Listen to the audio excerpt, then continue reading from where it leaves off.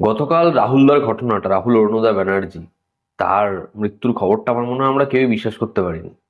যখন কালকে নিউজে খবরটা আসে, মানে মনে হয় এটা একটা ফেক নিউজ। এরকম জিনিসপত্র তো বহুবার হয়েছে, সেরকমই কিছু হয়েছে। আমার মনে হয় আপনারা অনেকে এটা বিশ্বাস করতে পারেননি। রাহুলদার সাথে আমার খুব কমই কথা হয়েছিল, দু তিনবারই কথা হয়েছিল। এবং যেহেতু সে এখানকারই ছেলে, নাকতলার স্টুডেন্ট, তার ছোটবেলার বন্ধু পিটুদা, তিনি আমার সায়েন্সের টিচার ছিলেন। তো ছোটবেলা থেকেই হচ্ছে রাহুলদার কথা খুব শুনে বড় হয়েছি। এবং তারপর যখন তার সাথে পরিচয় হয়, দু তিনবারই কথাবার্তা হয়েছে, রাহুলদা ভীষণ অ্যাপ্রিসিয়েট করতো। মানে আমার মনে হয় তিনি সবাইকেই খুব অ্যাপ্রিসিয়েট করতেন। এবং যে কোনো টপিকে এরকম ভাবে আলোচনা করতে পারে, এরকম তার নলেজ। খুব ভালো একজন রাইটার, ভীষণ ভালো একজন অ্যাক্টর। রিসেন্টলি তার একটা সিরিজ আমি দেখলাম, সেটা নিয়ে কথা হলো। তার সিনেমা দেখলাম সিনেমা হলে গিয়ে, একাডেমি অফ ফাইন আর্টস। খুব খুব ভালো একজন অভিনেতা, হ্যাঁ, খুব ভালো একজন মানুষ। আমি আগের দিনই ব্রাত্য বসুর সাথে তার যে সহজ কথার যে লেটেস্ট এপিসোডটা, সেটা দেখছিলাম। মানে এরকম একজন মানুষ যার কাজ পরপর দেখে যাচ্ছে, এরকম একটা ঘটনা, মানে সেটা সত্যি বিশ্বাস করা যায় না। তালসারিতে তার সিরিয়ালের শুটিং চলছিল, সেখানেই জলে ডুবে তার মৃত্যু হয়। এবার এই আকস্মিক মৃত্যু ঘিরে, মানে আমি জানি না আমি কি বলবো। আমি যে কারণে কোনোটা নিয়ে ভিডিও করতাম না, এবং আমি এরকম ধরনের বিষয়বস্তু নিয়ে কোনো ভিডিও করি না। আর যে কারণেই এটা আমার একেবারেই কন্টেন্ট নয়, মানে আমি চাই না এটা থেকে আমার কোনো রকম কিছু আর্নিং হোক বা কিছু। যে কারণে আমি এই ভিডিওটা একেবারেই মনিটাইজেশন অন করবো না এই ভিডিওর। ঠিক আছে, মানে আমার কাছে এই টপিকটা কন্টেন্ট না। এবং যখন আমি তাকে পার্সোনালি চিনি, তো সেটা করা সম্ভবই না। মানে এটা কি বলবো, যেহেতু মানুষটার সাথে কথা হয়েছে, এটা না ডিসক্রাইব করা খুব মুশকিল। কিন্তু যে বিষয়টা আমি বলতে চাই এই ভিডিওতে, সেটা হচ্ছে মানুষ মারা যাক, একটা খুব দুঃখের খবর হোক, কিন্তু সেটাকেও যে বেচা যায়, এবং সেটা তো একটা যেভাবে হোক আমার কাছে একটা আর্নিং, এরকম একটা বিষয় বস্তু ভাবে দেখা, এটা বন্ধ হওয়া উচিত। মানে মিডিয়া যা যা জিনিসপত্র করে, মিডিয়ার অনেক অনেক ভালো দিক আছে, কিন্তু কিছু কিছু সময় একটা সীমা হয়তো সেটাকে এভাবে পার করে ফেলে, যেটা খুব খুব পাথেটিক। এবং এটা শুধুমাত্র আজকে সে একজন শিল্পী বলে বলছি না, এটা কিন্তু হচ্ছে, প্রতিনিয়ত হচ্ছে, এবং সেটা খুব খুব নোংরা, খুব মর্মান্তিক। কালকে মানুষটা মারা গেছে, তার মৃতদেহের যে ছবি গোটা ইন্টারনেটে, গোটা সোশ্যাল মিডিয়াতে সেটা সার্কুলেট হচ্ছে, সেটার ভিডিও পর্যন্ত হয়েছে, এবং সেগুলো মানুষ শেয়ার করে যাচ্ছে।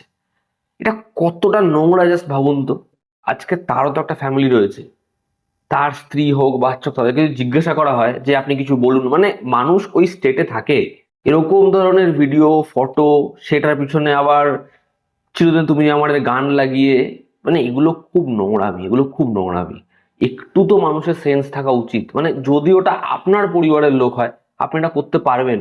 তার ছবি দিয়ে, তার মৃতদেহের ছবি দিয়ে, গান দিয়ে এগুলো করা যায়।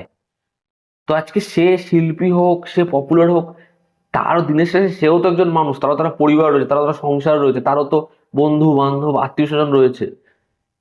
তো আমার মনে হয় এইগুলো বোঝা উচিত। আর মানে মিডিয়া যা জিনিসপত্রগুলো করে, সেগুলো নিয়েই, সেই ছবিগুলো নিয়ে হেডলাইন, সেগুলো নিয়ে যা জিনিসপত্র হচ্ছে, মানে ঠিক আছে, টিআরপির খেলা, সবাইকে আগে নিউজ বেচতে হবে, তবে এটা খুব খুব নোংরামি।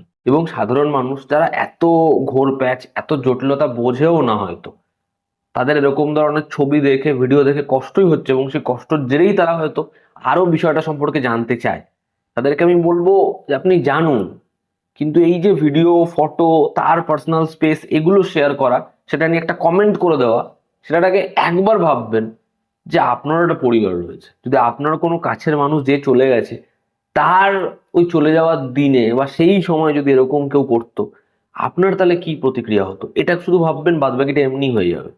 তোমার মনে হয় মানুষের একটু সেন্সিবল হওয়া দরকার। এবং শেষে আমি এটাই বলবো যে রাহুলদার সাথে আমার ভীষণ পরিচয়, প্রচুর কথা হতো এমন তো না। খুব সামান্যই কথা হয়েছে, সামান্যই দু একবার দেখা হয়েছে। খুব ভালো একজন মানুষ ছিলেন, যেরকম তিনি সেই সময় ব্যবহার করেছেন, যেভাবে কথা বলেছেন। খুব ভালো একজন রাইটার ছিলেন। আহ যেরকম তিনি অভিনয় করেছেন, তার অভিনয় তো আমরা ছোটবেলা থেকে মেইন স্ট্রিম থেকে আর্ট সব জায়গায় তার কাজ দেখেছি। খুব খুব ভালো একজন পারফর্মার ছিলেন। এবং আমি বললামই যে তার এরকম নলেজ, যেভাবে সে কথা বলতে পারে, আপনাকে মানে সব সময় আগলে রাখার একটা ব্যাপার কিন্তু সে তৈরি করে দেয়, ওই ফেজে যেখানেই সে থাকতো আর কি।